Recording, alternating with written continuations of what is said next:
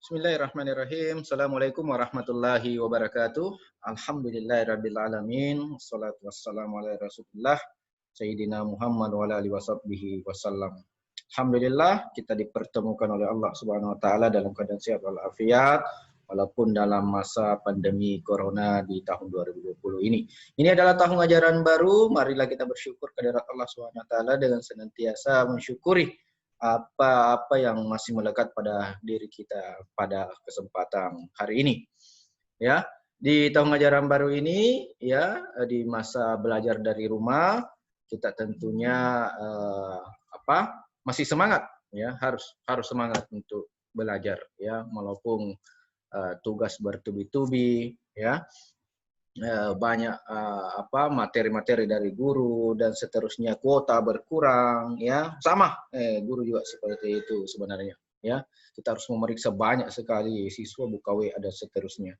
Kita harus juga buka YouTube, ya, buka ini buka itu untuk periksa tugas dari siswa, ya. Salam dan salawat kepada baginda Nabiullah Muhammad SAW. Semoga kita senantiasa istiqamah di jalan yang sudah ditunjukkan oleh Rasulullah SAW melalui sunnahnya. Baik, kepada siswa sekalian kelas 11, tahun ini saya kembali diamanahkan oleh sekolah untuk membawakan materi pendidikan kemuhammadiyahan semester 3. Semester 3 kelas 11 tahun ajaran baru 2020-2021. Untuk materinya silakan diperhatikan di slide, ya. Jadi sama yang lalu, ya, kita pakai bukunya satu saja. Kalau masih bisa dipakai buku yang lalu silahkan, tidak ada masalah. Saya terbuka untuk itu. Kalau belum penuh buku yang lalu, dipakai saja dulu pendidikan kemuhammadiyahan waktu di kelas 10 yang lalu, ya. Jadi tidak perlu beli kalau masih bisa, ya. Baik, ini untuk materi pertama di bab 1. Nah, ini ada judulnya Sejarah dan Periodisasi Muhammadiyah. Silahkan dicatat, ya, sambil saya menjelaskan supaya tidak terlalu lama, ya. Jadi ini adalah kita mulai dari selayang pandangnya, yaitu sejarah perkembangan Islam mulai dari masuk di Indonesia. Jadi kalau dari berbagai sumber, kita langsung saja masuk materi, ya.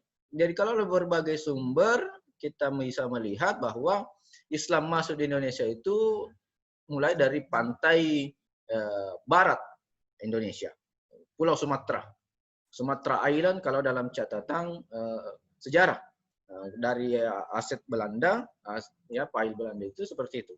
Mulai ada yang mengatakan dari Aceh, ada yang mengatakan mulai dari Medan dan seterusnya.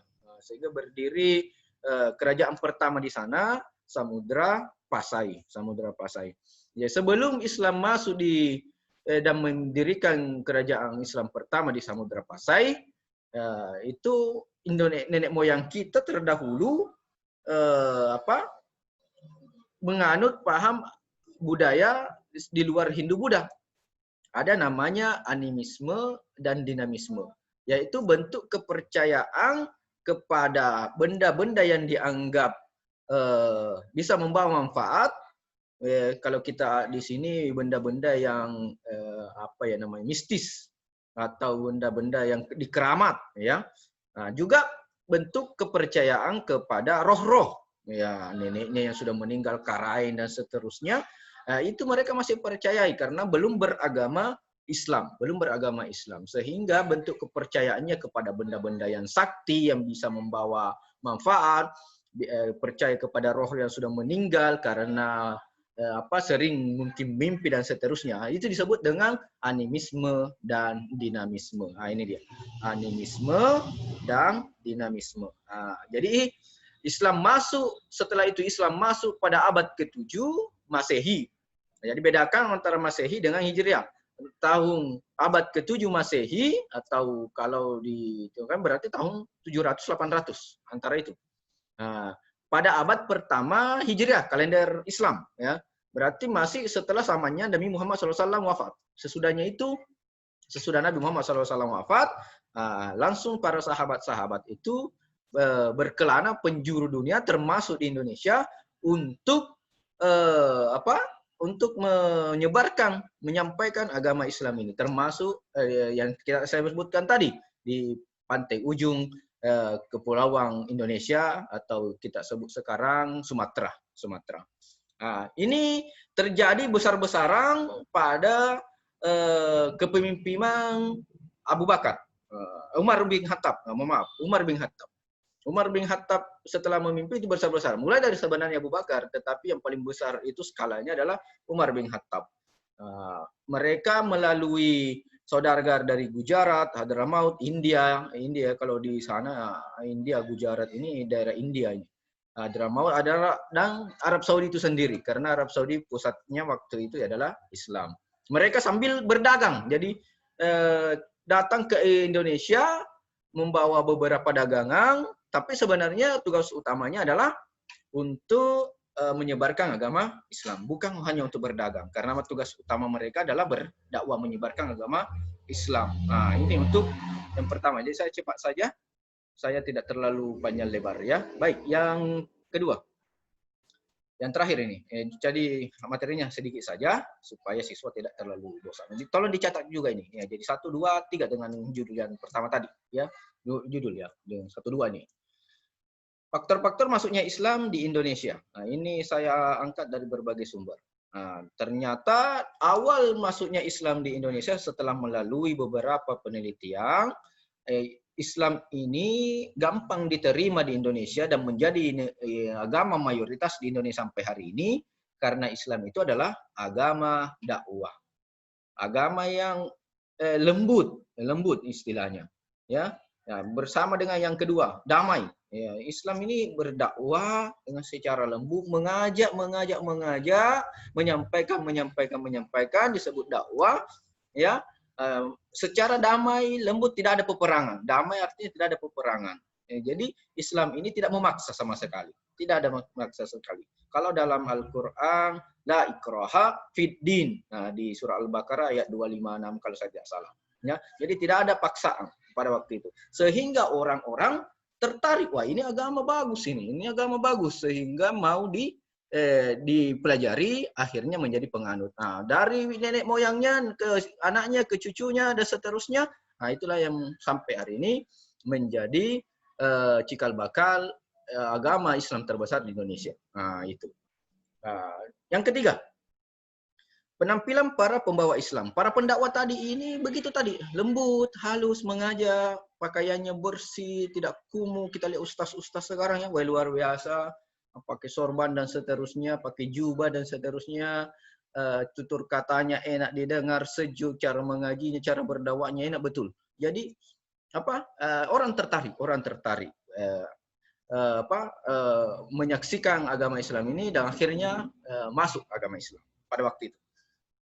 Di samping daripada agama itu sendiri, Islam itu sendiri, ada kondisi rakyat yang pada waktu itu memang dibeda-bedakan. Karena pada waktu Islam masuk, kita dijajah oleh Belanda.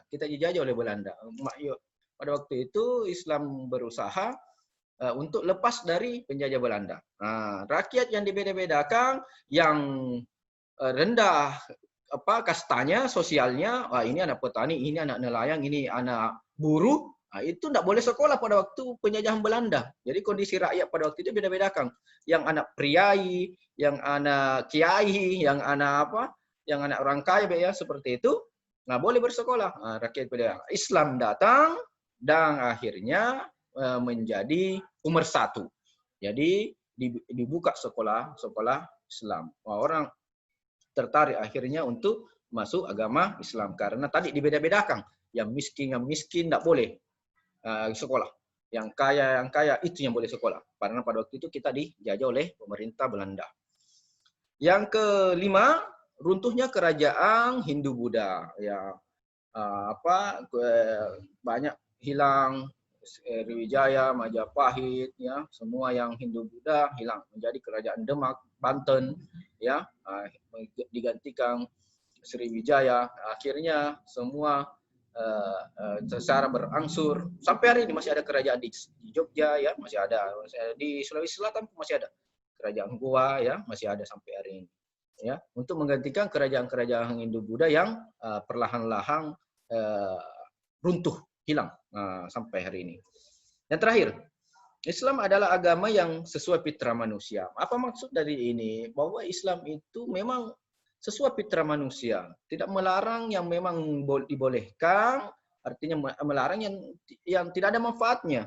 Jadi Islam betul. Contoh, ada agama yang melarang kita makan daging.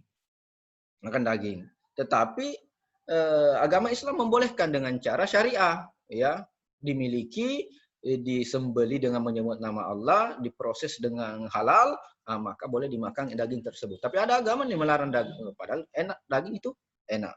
Itulah salah satu contoh Islam itu adalah agama yang sesuai fitrah manusia. Nah, ya. Baik, itu faktor-faktor masuknya Islam di Indonesia, diantara juga tadi yang pertama, ya, sejarah masuknya Islam. Saya singkat saja karena ini pembelajaran online, kita sama-sama mengerti. Jadi tolong dua materi ini dicatat, ya. Jika ada pertanyaan silahkan dijapri, ya. Begitu pula juga sudah selesai ini silahkan dipoto. Materinya ini setelah selesai silahkan dipoto, lalu dikirim ke lewat WA saya, dijapri saja, ya. Dijapri saja seperti biasanya, seperti semester lalu. Ya, nah itulah sebagai absensi kehadiran siswa pada kesempatan pertemuan hari ini. Baik, lebih dan kurangnya saya mohon dimaafkan. Billahi fi sabilil haq, fastabiqul khairat. Assalamualaikum warahmatullahi wabarakatuh.